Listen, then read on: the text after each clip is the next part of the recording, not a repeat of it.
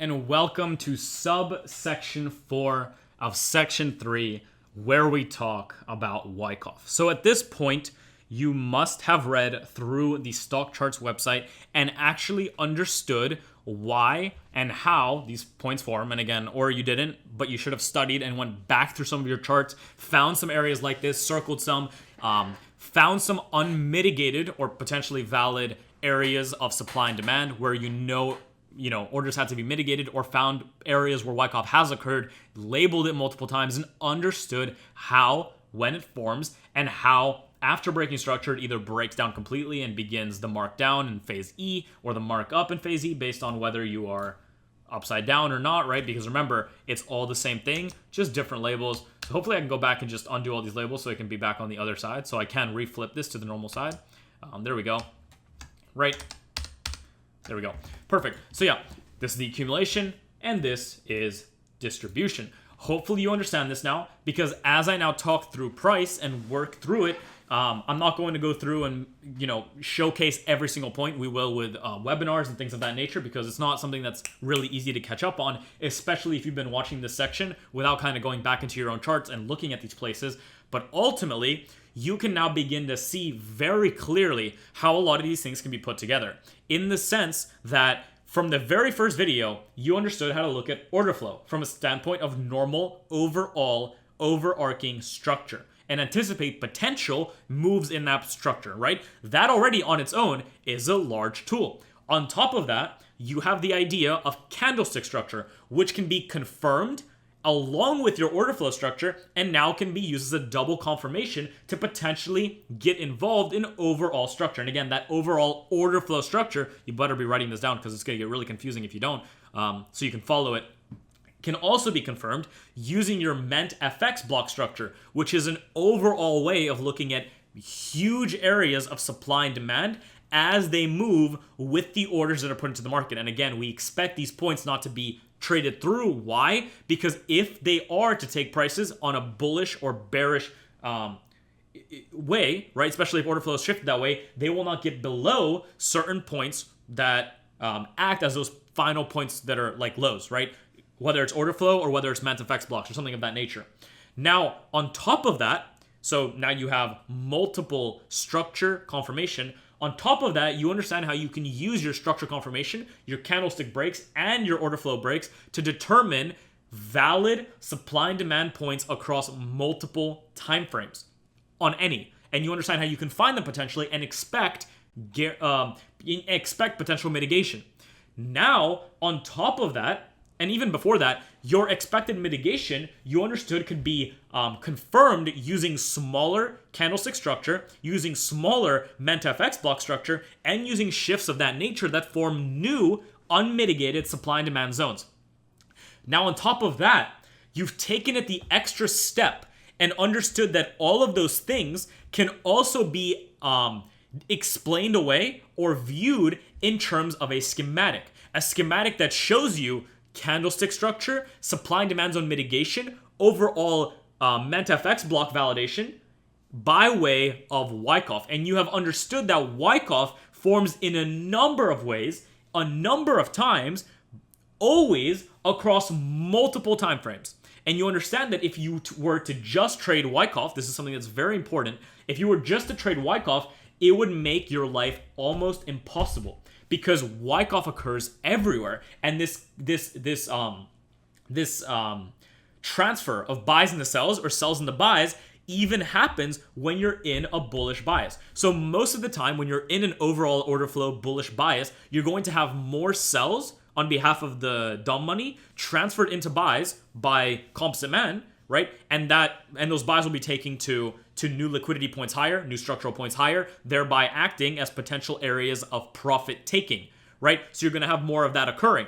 But despite that happening, there will still be pullbacks. There will still be big moves within ranges, within higher time frame ranges on lower time frames, that will show you a multitude of accumulations into distributions, into new accumulations, into reaccumulations, and all that other fun stuff. And again, we will talk about reaccumulations and redistribution in either this subsection or the next one. But most importantly right now, we need to talk about how you can put some of these things together and why understanding these schematics, despite the fact they happen everywhere, is important. So one, you understand there's two main types of schematics. So even though schematics may present themselves like so to you, and it might be super ugly, or in some cases even like this, right? And then just take off without you, and there's no opportunity to get in. You understand that a schematic is undergoing, and you understand why it did what it did. You understand why it liquidated certain areas, and you understand why it's marking up or marking down based on overall potential structure, which you have learned in section 1 and 2, which is again why you should go and check those out to make sure that you have those fully understood and you've tested them, and you almost have a system around just structure and stuff like that, right?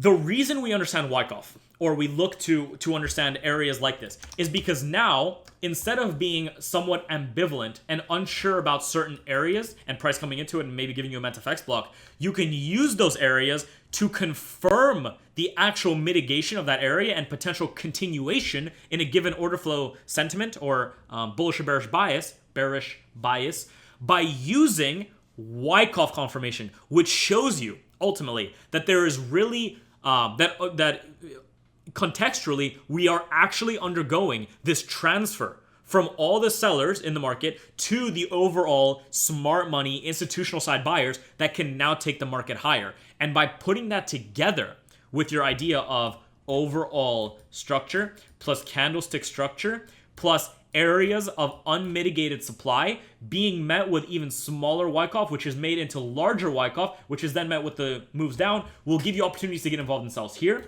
in sells on this overall Wyckoff schematic, and potentially even on the moves back into the tests of new schematics that form on higher time frames. Okay, so you are starting to see how together these tools can be very powerful, because even though they are very intercorrelated and very similar, the fact that you take the extra step to understand a movement of Wyckoff and how these phases are underwent and how liquidity is created and engineered and then manipulated is going to help you a lot more in potentially getting even better entries, okay?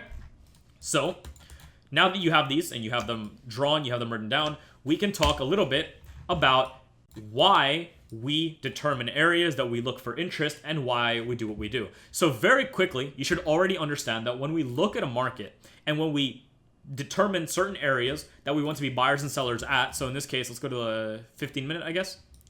It's a little bit ugly right now. So maybe, I think Bitcoin was quite beautiful. Sure, doesn't really matter. So the reason that we draw out overall structural plays, so in this case, let's zoom out and let's just think about what's going on here, right? Order flow wise, we had this happening, we had the break of that, and then as you can see, as prices made a big move up without getting any higher than this, because what's up here, the last mentfx block, right? This is a mentfx block. That's why this price is mitigating here. It also mitigated by way of what? Wyckoff, okay? And it also created that order flow point. Moved lower, created a new order flow point. Moved lower, created a new potential order flow point. Now, the reason we have areas that we draw in, the reason we understand points of interest on behalf of supply and demand zones that were created with unmitigated points is because we also know that Wyckoff happens everywhere. And because it happens everywhere, it's hard to trade on its own. But when you partner that with an idea about where you believe price is going to go, which we call a bias, when you partner your bias with Wyckoff confirmation and you have Wyckoff undergo its distribution or accumulation, so transferring those buys to sells or sells to buy in your area, your confirmation and the probability of price holding as per your bias increases dramatically. And as a result, you are able to either continue to wait for more confirmation and get even better RR, or confirm certain areas based on all the price action that's happening to get involved at those areas. So as you can see, price has been breaking down relatively. So let's maybe go to a 4 hour so we can see this a little bit better. But on Bitcoin itself, okay, and again, we will do some weekly outlooks together in the webinar, and we'll keep doing that. But as you can see, when price finally made the shift, which on this time frame was done with the shift of the overall, so this would be like a break of structure, right? When this overall break of structure happened, the point we left behind, as you can see, that's unmitigated, no question about it, is this last up move before the down move. And if we draw that out, just like so, you can see exactly where price mitigated. Now, again, you could have had sells that looked something like this, right? And this would be very risky. and it's a 1 to 2.8, which is fine. It's still positive RR, but this is significantly more risky than waiting for potential mitigation that might give you extra confluence. Now, itself, we know, based on the snowflake rule, that you can see the mitigation here, there is Wyckoff here, but it's very, very ugly on the 4 hour. Working your way through the time frames, though, begins to put in a completely different perspective. Now, in this case, based on what we've taught you, you can see that still the actual Wyckoff present here is very hard to spot. In the case that you have a buying climax, maybe an AR, an ST, kind of sign of weakness, an up thrust, a breakdown, and then the test. So in reality, there actually is a Wyckoff schematic here that you can mark up, right? You can see a huge move up, an actual stopping action, preliminary supply. A move up to the buying climax. A move down to your first swing, that's your AR. To the move up that comes and tests the BC or around it or under it, that's the ST. The move down that creates a sign of weakness in phase B. The move up that liquidates it, that makes the UT. And the breakdown, which is a sign of weakness that breaks structure. And after that, we have this move back up to test the final areas of supply left behind, right? And that's already an even more valid sell. So already, just by waiting a little bit on this lower time frame, and again, this can happen on any time frame, you validated a potential schematic that now can be traded at the last up move before the down move. So now, that same setup that was a sell, that same sell at this point, exactly from the same area pretty much, has now instead of become a 1 to 2.8, at the same low, which is structure, has become a 1 to 5. You've doubled your potential gain on this by waiting. Now, similarly, you get even lower and use the same area as a potential area of interest, and instead of not getting involved, you wait. What do you begin to see?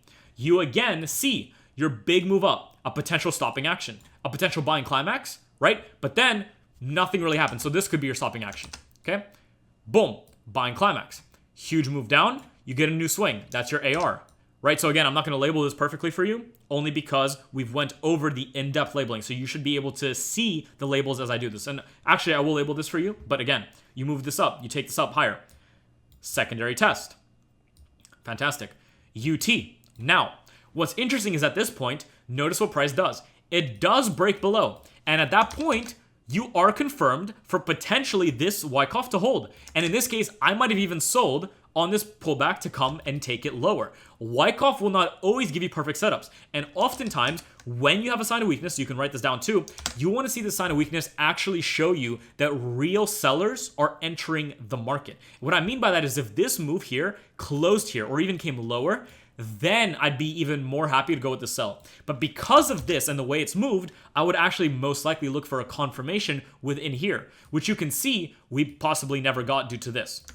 But if we continue following this, we now recognize that we are actually in an overall type 1 schematic. So this was a UT, and if this happened, this would be a type 2 schematic. But what actually happened is we had the move up, the new high get created within that same area where we were expecting sells from. So again, one of the most important things about Wyckoff, and you got to write this down right here, is that Wyckoff does not determine your direction.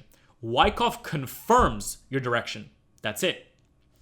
We wait for Wyckoff to occur to get involved in the market at a much higher probabilistic sense of our bias that we've already preset holding. We do not use Wyckoff to say, oh, Wyckoff accumulation is undergoing, we should buy here. Even though this buy might have worked after this Wyckoff accumulation and it moved higher, the reality is our overall bias was already bearish. So the reality is we would have had areas of supply that we'd be looking for sells at. And on the other end, if we had actually expected this, which is now your bias because we're in a bearish market, we'd be expecting what? The stopping action, right? A potential buying climax, an AR, an ST, an up thrust, a breakdown, and at those points, we are good to go for sells. And as a result, you can see price makes its way back up. So you have sells from here. You also have sells as price comes back in. And what do you see inside of here? You can already see it. But guess what? On a 5-minute or even a lower time frame, inside of here, you have more Wyckoff confirmation. Buying climax, AR, ST, sign of weakness, up thrust, UTAD, breakdown, breakdown, test, confirmation, continues way lower. Okay? So you need to recognize that Wyckoff happens everywhere. And based on the area of your POI. So what I mean by that is based on how large your area of supply and demand is, you need to calculate your area of Wyckoff along with that, right? So if I had a zone right here that I wanted to confirm on, so again, this is not actually a good zone. Let's actually just use a higher zone, just one that actually worked, like this one, right? So unmitigated, you have the last down move before the up move. The fact that we're on a 15-minute chart should lead you to believe that we can't have a 15-minute Wyckoff on here, really. It could happen, and actually it kind of did, but it's much lower likelihood. But to get a real move from here, there could be a Wyckoff confirmation on, for instance, a 3-minute, 1 minute, or something of that sort, right? And the second you get down to those levels, notice what you see at that same point. So let's lock this in so it doesn't move. There we go. Right? Price comes into there, and now the story's different. Now, and this is something we'll talk about in a second, but if we overall just look at this price action, we can see that real Wyckoff starts to really come in at or around these points here with these lower prices, right? You have selling climax, the AR. So this is all like a stopping action, ultimately. And then you can follow it from here. The selling climax, into the AR, into the ST that tests it, creating those equal lows, right? Into an SOS and B, getting just above there, like we've spoken about. Creating that ST in phase B that acts as a spring, but we don't know that yet until this comes in and this comes in. This is now your sign of strength. This is your sign of strength. And now your last areas of demand, which are also parts of this mentfx block, which is a shift, which are also parts of this demand zone, right? This overall demand zone shift in candlestick structure is where you see price come to test it. And if we use that as an area that was a demand zone, notice how if we zoom in, there's Wyckoff here as well. Your selling climax, or you could say your potential stopping action, your selling climax, your AR, your ST and B, your spring, right? Your potential move up that does not break anything yet, your actual spring. So in this case, what actually is happening is we're having multiple liquidity zones created. So in this case, you could get even a little bit higher and work around this, but ultimately you can have multiple STs. So in this case, this would be an ST, this would also be an ST, and this would be your ST and B, and this would be your spring, right? The only thing that matters is that we start to shift overall structure. Now, structure starts to shift here, but notice how Wyckoff hasn't shifted yet, okay? What I mean by that is if this is your schematic right here, Wyckoff will only be validated at these points right here. So you'd be waiting for these breaks here. Now, at these breaks, you are valid to go for buys, or you're valid to wait for potential re-entries as price makes its way back down. And notice how as price makes its way back down, not only does it test the schematic, because it hasn't tested it after it took off, it also undergoes what? A new schematic. And again, I mean, I haven't looked at these before, but again, you can see that there are schematics undergoing in these areas. And how so? Well, follow it down. You have a big move down, you have finally huge stopping action. You have areas where price is really kind of stopping, right? If you don't like that, you can use these areas here. Big move down, stopping action, selling climax, okay? Follow that up to your what? Your AR. Follow that down to your next swing. That's your ST, creating what? Liquidity. Follow that up, nothing really happens, to the breakdown. The second we make a swing below the selling climax or the ST, remember the ST, right? This doesn't have to happen. We make an ST and B. So at this point, you can see there's actually a swing here. That could be considered your ST and B. I wouldn't consider it just because it's not like a real swing. But this right here is. Here's your swing. That's your ST and B. What do you have? A type 2 accumulation again. How do we confirm it though? We have to wait for the break up. We have the sign of strength. And guess what? Remember that wick? In this case, it's a body. It's showing you that bullish intent, whether it's on the 1 minute, 5 minute, whatever minute it's on, has been shifted bullish. Follow that down to your last actual demand zone, the last down move before the up move, and notice where price comes to test. Now again, you can go and refine this on the lower seconds, and you'll notice that there's probably one that's even lower, like in here, and that's where price is testing. And as it tests that, you also notice that we have shifted in terms of mentfx blocks. The mentfx blocks have shifted bullish, and you could wait for a second confirmation of that, which would happen where? Right here. And then you can look for entries right off the buy stops as it breaks higher. Now, if you didn't want that, notice what's happening inside of this same area where we could have entered on a lower time frame. So forget that we're on these time frames. Just remember that on a lower time frame, what do you see here? Lows being liquidated, potential STBs, breaks higher. What do you see here? Right? Selling climax, AR, ST, sign of strength in phase B, ST in phase B. That also acts in the spring. In this case, there's no spring. Wait for the breaks, and the breaks happen. And at those points, you're good to go for buys off of potentially new structural lows, off of new structural demand zones for the real markups in overall price, okay?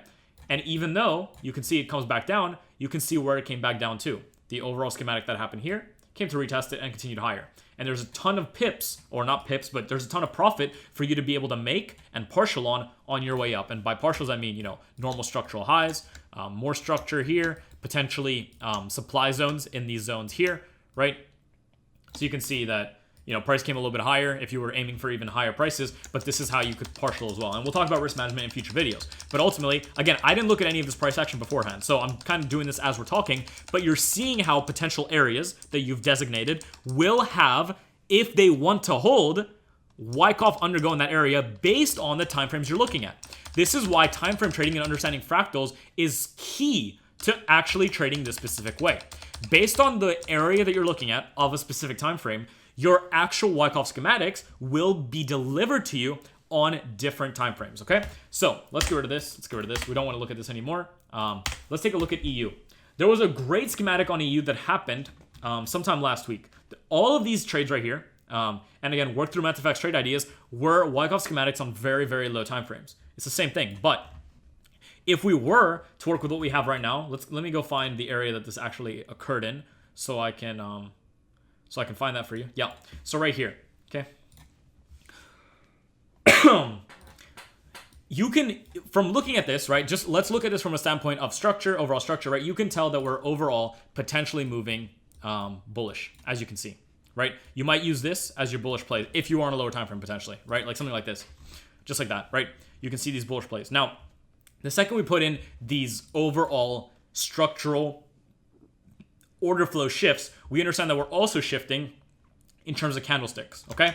Now, if we go back to the 1 hour or 4 hour, we can easily go back in time and find the supply zones that caused some of these moves that happened, right? Where's the last unmitigated supply zone? Right here. The last up move before the down move. Similarly, you could have also used this one. These are both fully valid supply zones. Now, at this point, you don't know if price wanted to make a move towards these points and sell off, or towards this point and sell off. How do we know? Well, number one is we've already confirmed that we want to be bearish, right? And number two is that we said if we're going to be bearish, we are going to look for Wyckoff confirmation, which is the transfer of what? The buys into sellers at those points. And if we see that occur, we are happy to go with sells. Now, because we're looking at a 1 hour area, it is much riskier to look for a 1 minute confirmation within this area. Why? Because on a 1 minute time frame, this actual price action, as you can see, so in this case it actually worked, but the actual price action is a lot more dynamic and diverse. Now again, if you actually study this price action, the only time it came to mitigate this point was actually here. And as it mitigated it, actually I do think it came to the, if we use the actual high, I think it stayed just under it. Not sure, but I remember people got sells off this and it was beautiful. You can see that there is Wyckoff here, but it's relatively ugly. If you wanted to spot it, you have this move up, your bigger abruption, right? Into the buying climax, AR, into ST. There's a lot of moves here. And so you're finally in your UT, your UTAD, and you get the breakdowns, sign of weakness, and you have the tests in this phase that break down in price. And those are going to be entries for you based on how you look at supply and demand zone confirmations, as well as order flow confirmations. Now, on top of that, if you just for a second looked at this and zoomed out for a second, you'll actually see that that same mitigation was an overall Wyckoff schematic. Now, on this schematic, I actually took a loss before I took like a 1 to 80 win. Okay, and what I mean by that is, watch what happens. You have moves up, you have a big stop in price, you have the move up, and you have your potential buying climax. Follow that down to your automatic rally, okay? Or in this case, your automatic rally could be here, doesn't matter. All you need to understand is it's undergoing these phases. So let's just follow that down to a normal automatic rally, following that up to an ST. There's liquidity created. You follow that up to a UT. Right now, this UT did not tap into the actual point. I thought it did, so when I took the sell off of this break right here, I took a loss on this move back up. That's fine, it'll happen, okay? But at the same time, we noticed that it actually did not tap into our point, so we should not have even been selling. This is why I stress the importance of now drawing out your biases. When you have an idea or a belief about where price wants to go, that belief can be literally wrong 100, let's say that belief could literally be wrong 95% of the time. But as long as you confirm that belief, the 5% of the time that belief is confirmed, 4% of that time, you're going to be right. And that's all you need to be extremely profitable in this market. So even if I, for instance, say I want to be bearish here, I want to be bullish here. I want to be bullish here. I want to be bearish. Let's find something that failed. Bearish here, bullish here, bullish, let's say bearish here and bearish here. That's fine. I can literally say I want to be bullish and bearish at all these areas. Now, until price comes here and gives me confirmation, it doesn't matter that I said I want to be there, right? If I say I want to be bullish here, if there's confirmation here, great, I can take those buys. That's one that's correct. If I want to be bullish here, though, and there's no confirmation, I'm wrong about it being bullish, but there's no confirmation, right? If I want to be bullish here and there's confirmation, then that's great. I'm right again. But if I want to be bearish here and it doesn't work, there's no confirmation either way. Most of the time, if you want to be bullish or bearish from an area, the only thing that will actually make you wrong is when you do wait for your confirmation that shows you that price is actually undergoing an area of accumulation distribution based on the schematics we spoke about. And if it undergoes that, should you be looking to get involved yourself? Because when it undergoes that from an area you believe it could be potentially bullish or bearish, then you know it's confirmed, right? Just because I have an area and price comes into it does not mean it's supposed to do this, right? Price can easily go, right? But this does not make me wrong. That's it. All you need, though, is we might be undergoing it. Oh, we've really undergone it. Oh, we really are. I want to look for tests, or I want to get involved in the supply and demand zones that form along the way and take that up. And as I do, I want to partial on the way, trade it to potential supply zones, whatever it may be, and you trade to those zones, okay? That's how Wyckoff should be used. So in this specific case, even though Wyckoff kind of occurred in the type 2 schematic here, the fact that it did not tap the actual supply zone that you expected sells from means that you should not have been looking to be interested at these areas. But then price really did make a run for those highs. Now notice something interesting. We do have Wyckoff here. Now again, if I go to a higher time frame, notice what we still have. Wyckoff.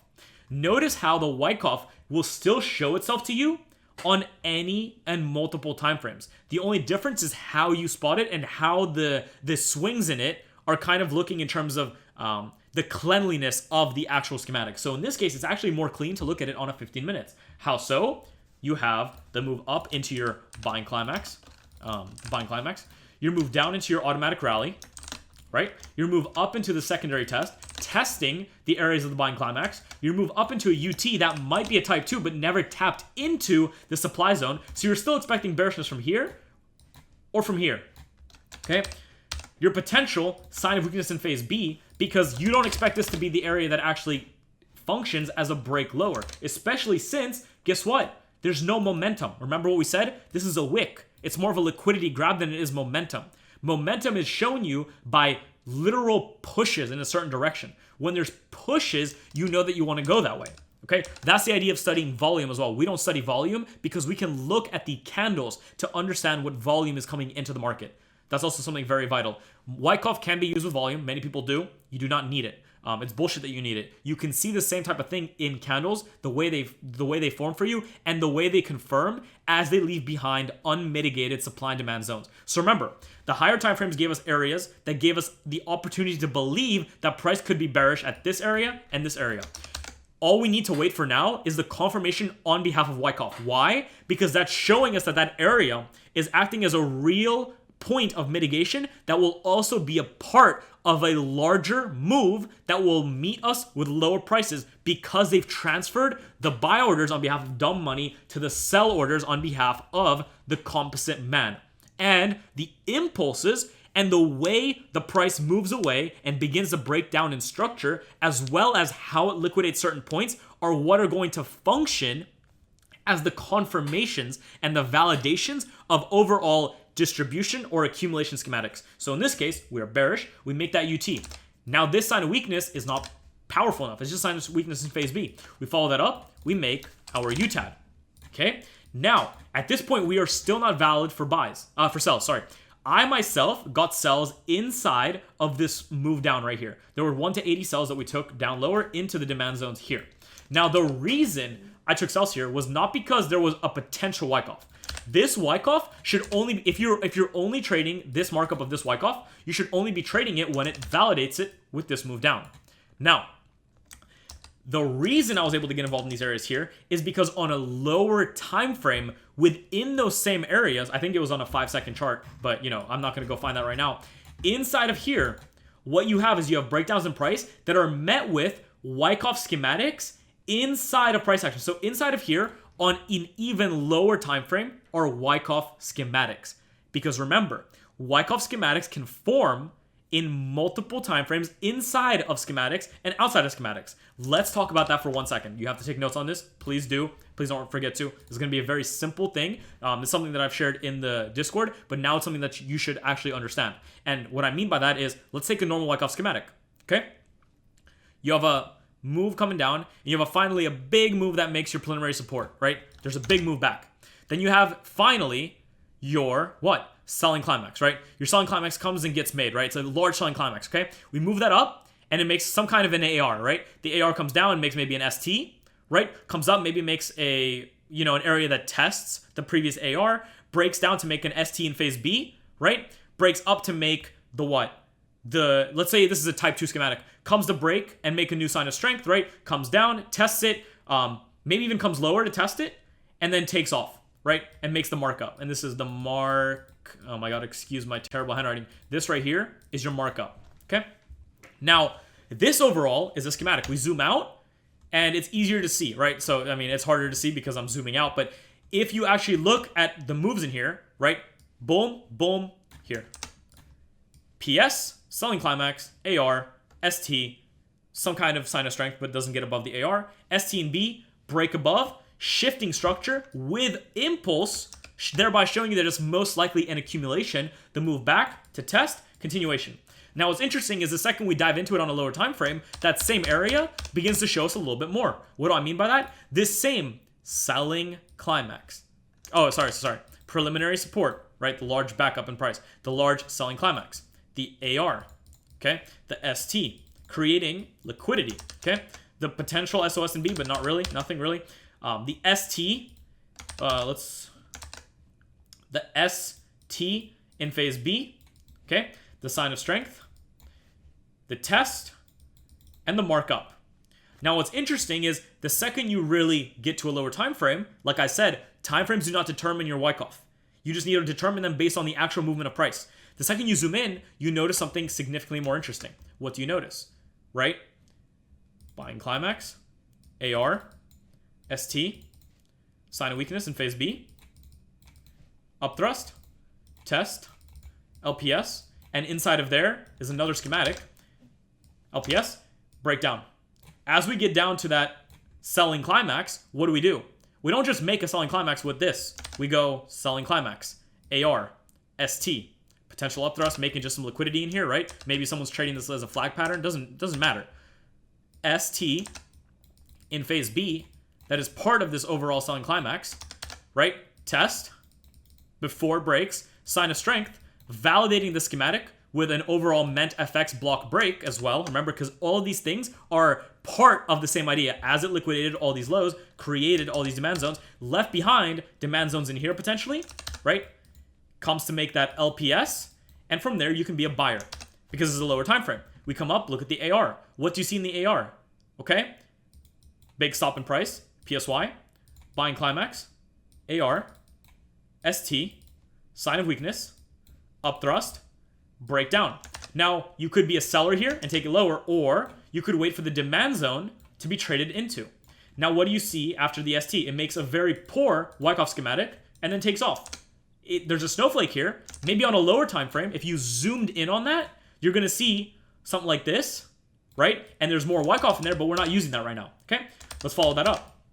What do you see? Potential buying climax, AR, ST, upthrust that tests the upthrust here, making an overall test, which is also making an overall test, which is also an upthrust of its own schematic, which is an uglier schematic, right? Comes down, and as it comes lower, it begins to accumulate, but never validates the accumulation and doesn't continue higher, but instead breaks down lower. As it breaks down lower, to make the ST and B, it makes a selling climax, AR, ST, a little bit of liquidity formation, ST and B. So again, we can get rid of that. ST and B, sign of strength, test of what? A potential mentfx block within a larger mentfx block, and that's what it's testing. And that's how we got into the sells in here before it broke lower. Because inside of this, if this, so the way you have to think about it is you have to start asking yourself questions like so. If this schematic is to be confirmed, which means if it is to get below here, then we should see some beginning price action of that happening inside of these zones here. So what you're going to notice with this in mind is that on lower time frames, and I can't get too low here because some time has happened since we've taken these trades, but inside of here, as price does break down and leaves behind new mentfx blocks, the test of those zones are going to act as lower time frame schematics, and those schematics are tradable. But the fact that they're tradable on lower time frames does not mean that they can just be held all the way to new lows. Because if this schematic isn't confirmed, it can very easily also come a little bit lower and then just take off substantially higher, right? And then you could lose this trade, which is why we then stress the importance of also partialing along the way, which means, partialing at lows, partialing at lows, partialing at lows, whatever it may be, or at areas of demand. Because until the higher time frame schematic, so again, all we have to do is zoom out to see schematics sometimes. You don't even have to go to the higher time frame. You see this? The second we zoom out, we know there's a schematic here, a schematic here, a schematic here, a schematic here, a schematic here. That's all part of this overall schematic here, which is part of a test. This UTAD is actually a test of another schematic here, because on a higher time frame, that's just the normal supply zone, right? So we know that there can be schematics that we can trade here that might not act as the actual move that takes lower. In this case, it did. So these sells that we were able to get into here actually took us to new lows into the demand zones that we wanted to take them into in these zones here, which is fine. And then it began to do what? Form another schematic. And most likely it will test and continue higher. But now what's interesting about the schematic? The fact that it's operating off of a higher time frame, because remember, we are consistently working between a multitude of time frames, and there's multiple ways to get involved. The only thing you need is a validated schematic. Just because there's not a valid schematic on one time frame does not mean there's not a valid schematic on another, right? Just because there's not a valid schematic on one time frame, does not mean there's not a valid schematic on another. These are all valid schematics that could have been traded. Even this one right here.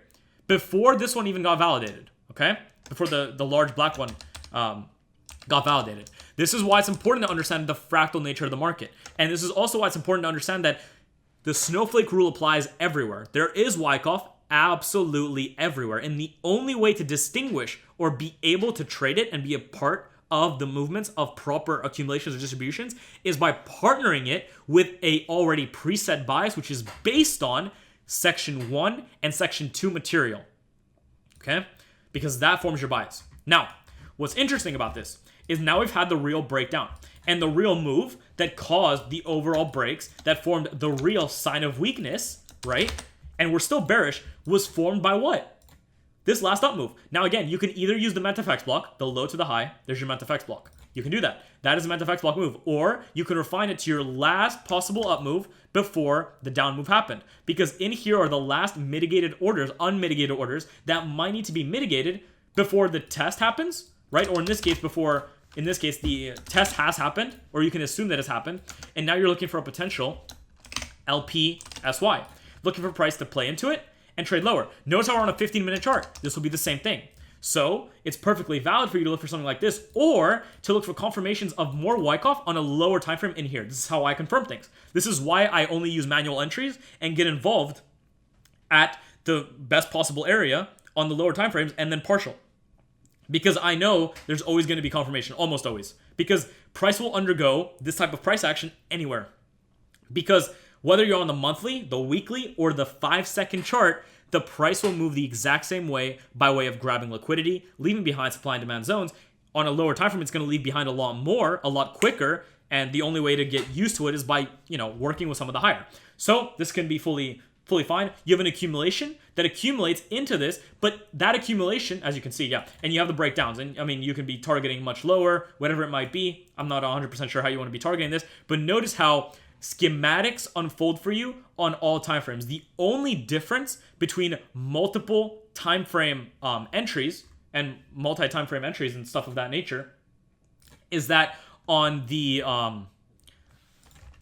lower time frames, you're going to have a lot more schematics that you can be a participant in a lot faster. The only difference between a higher time frame and lower time frame is the amount of opportunities that will present themselves to you, right? Because there's going to be a lot less given what time frame you're looking at. That's just how it is. Let's go to a 4 hour here. Let's keep playing price out here, right? So you have multiple areas where you can look to be involved, right? And you can see that we've had a lot of this happen. We've had overall distributions form, distributions hold, and now distributions are distributing lower. And now overall we can have an accumulation forming, right? So potentially we might have an accumulation form here, and then we can look to take that higher. But this accumulation to form and then validate will take a lot of time. A lot of time. Think about just this distribution right here. This distribution from the stopping action to the buying climax, the AR, the ST, the UT, the UTAD, to the breakdown, to the test, to another breakdown, to the test of it, to the real breakdown happened over about, just the distribution alone to the breakdown happened in about 47 days. For it to get to where it is now, which is the real distribution, where it's distributing, it's 112 days, right? That's about a third of a year. This is why the lower time frames are part of our entire strategy, because we are day traders. Now, you don't have to do that. You can be part of a much larger overtime trader. But the thing is, your RRs are going to be the same. You're not going to be getting like refined RRs unless you go and refine them on the lower time frames and be involved in price in that sense, okay? And just as a quick, as we look into this a little bit more, you can see how all these areas form the exact same way over and over. These buys look relatively like, what are we buying off of here, right? It's kind of hard to tell. What are we buying off here? You can't really tell. But the second we go into it, and oh no, please don't lag out. That would suck if it does. Hopefully it comes back in a second. There we go. Fantastic. So the second we actually get lower, maybe to like a 30-second, and get into what price was doing in these areas, our overall perception of the actual setups here changes. We start to see the accumulations occurring, right? We see potential breaks, we see the demand zones, and we see the accumulations occurring in these areas. Now, not all of them are clean. There's an accumulation here, right? There's accumulation here. I think this is actually the accumulation I traded, but on a lower time frame. Let's find out.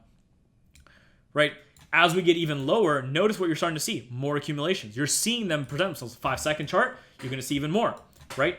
Why is this? Because the inner workings of price action will consistently form for you multi-level accumulations, distributions, and things of that nature. Now, again, see how this 5-second chart formed a distribution here. But that distribution wasn't important to us because we were expecting, or at least I was expecting, bullish price action based on what? Section 1 and Section 2.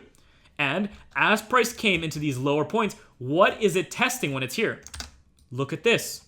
It's an overall accumulation. How so? Follow it. Selling climax. Okay? Or actually, big move down, stopping action. Preliminary support. Big move down, selling climax. Move up to the next swing, AR. Move down to the ST that doesn't get below, forming liquidity. Follow that up to the sign of strength in phase B. Follow that down to the ST and B that liquidates the ST. Follow that down to the spring that liquidates everything. Okay? Now, wait for the sign of strength that breaks past everything. As it breaks, you have the opportunity to get involved already at retests, like you see. We got involved on the retest of the schematic and took it higher with the low in mind. It looks large, but when you zoom out, you realize how tiny that area actually is. And the RR presented to you is much greater. You zoom back in and you recognize that you could have gotten involved on any of these, as we did, right? Because what was this buy right here based off? This buy wasn't based on this schematic. It was based on what? The previous schematic right here. Follow it back. Notice what happened. Even though this is an uglier schematic, and honestly, I probably shouldn't have bought this one. This was a little bit dumber. I bought it more based on the structural pushes higher, because at the same time that there wasn't really Wyckoff here, what is there? Big move down, move up. Mitigation of that, move up. What is that? Double mentfx block confirmation. Good to enter at the open. Notice where the stop loss is. The stop loss is a little bit wrong. I'm sorry. Just below the lows. So again, when we do this, I do it manually. So I watch this. And if price comes down through it, I close my trades out. But I enter them with a little bit less risk.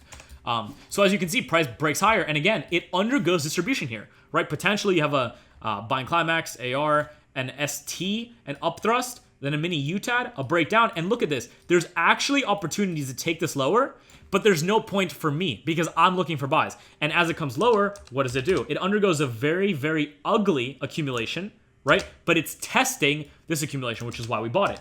Okay, so these will happen everywhere. Doesn't matter what you look at. Now, there's also a 1 minute accumulation that I bought. Now, the accumulation that I bought wasn't a great RR, but the accumulation still stands. Let's talk about it, because I know that these 5 seconds can get very confusing for some people, okay? Let's zoom out here. Let's go into here.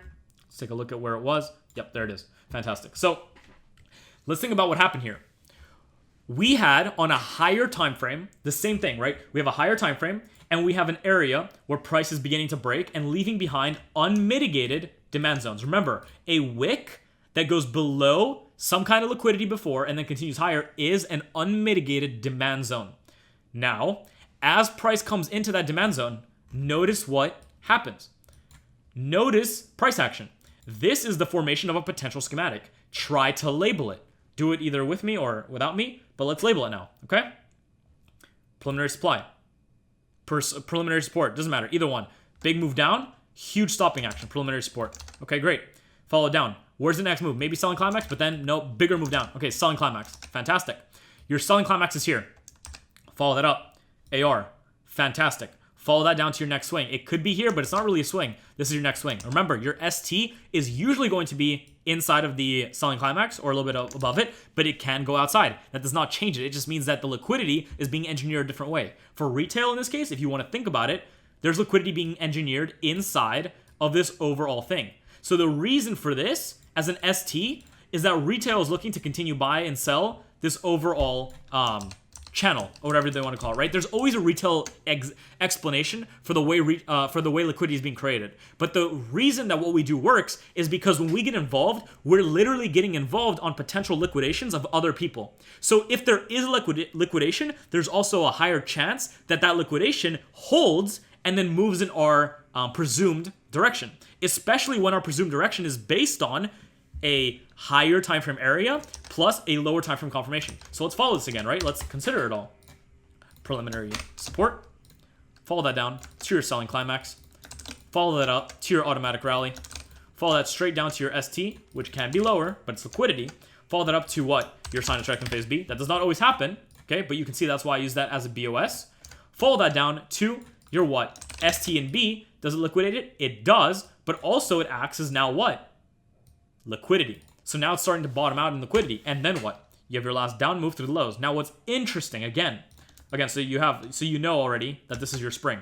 Now what's interesting is, why was I taking buys here before it got above and validated the schematic? Because on lower time frames, there are schematics that are validated within this price action. And you can see them. We can already see them. There's a schematic here, a schematic here, a schematic here, a schematic here, even schematics in here that were all validated and could have been traded. And they were in line with your bias. Now, these are more risky. Why? Because they're further away from price. But because you're expecting this schematic to validate, these schematics are that much more powerful because they can be part of that validation, which are already part of larger RR trades. Okay? So in this case, you can now look at a 1 minute Wyckoff schematic, right? You can see how Wyckoff schematics present themselves absolutely everywhere. And it's impossible, at least for me, maybe for some of you, Houdini motherfuckers, it's going to be a lot easier. But for me, at least, I cannot look at a schematic and get involved on it. Maybe some people that use volume can, but for me, what's most important is understanding where I want to head, how I want to head there, and then using Wyckoff to see the orders transfer from one party to another, and then get involved on the actual impulsive validation of that transfer. That is how you should be trading the markets. And that is what will always give you an edge. Because you need to recognize that when you get involved on Wyckoff, what you're really doing is getting involved in the potential area that people got mitigated out of, right? That they got liquidated out of. On also potential mitigations of larger orders. And if you know that, then you know that over enough time, over a span of enough proper entries and proper management, you are set up for ultimately success. But that success will only come from proper backtesting. So in this case, what happens? We get all this and we get the real move up. Now what happened is I had these buys, but I also got into another buy where? On the break of this buy with a buy stop. Because after this is validated, we have a valid schematic. Now again, this RR right here is not good. I partialed the original trade of this one, not of these. These were partial too at much better RRs, but this one was partialed where?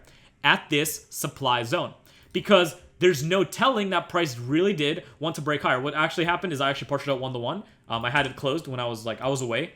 But 1-to-1 off of a schematic is one of the ways that Wyckoff himself, the actual guy, used to trade. So I use that myself sometimes in my trading with lower risk on the positions, and then get involved on better risk within smaller confirmed areas, right? So there's a multitude of ways to get involved on this, but the first thing you need to understand is that Wyckoff occurs everywhere. And because it occurs everywhere, you need to have a way to validate your Wyckoff, right?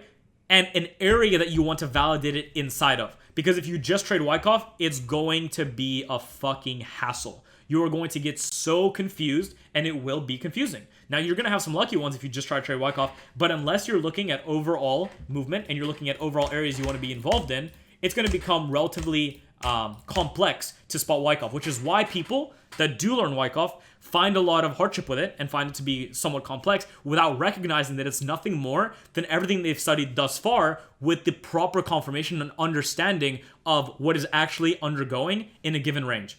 So thank you for watching, guys, and I will see you in the next subsection where we will talk a little bit about reaccumulations, redistributions, and kind of why they are less important to you than you really think, okay? So we'll see you guys in that one.